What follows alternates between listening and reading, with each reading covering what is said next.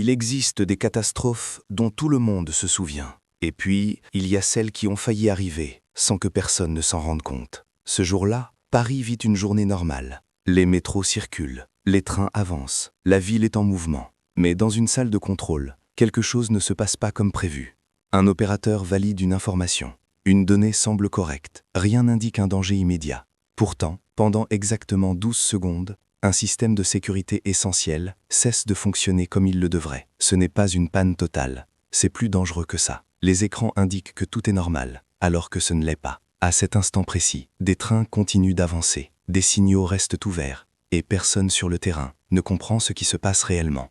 12 secondes, c'est presque rien. Mais dans un système automatisé, 12 secondes suffisent pour provoquer un enchaînement irréversible. Si une seule décision avait été prise autrement, si un seul signal avait été interprété différemment, Paris aurait pu basculer dans l'un des plus grands chaos urbains de son histoire récente. Ce qui rend cet événement encore plus troublant, c'est que tout revient à la normale très rapidement. Les données se corrigent, les systèmes se stabilisent, la ville continue de fonctionner, comme si rien ne s'était passé. Des millions de personnes ne sauront jamais à quel point ils ont été proches d'un drame invisible. L'incident est ensuite analysé, documenté, classé dans un rapport technique que presque personne ne lira. Aucune explosion, aucun effondrement, aucune image choquante. Juste une erreur humaine, quelques secondes, et une catastrophe évitée de justesse.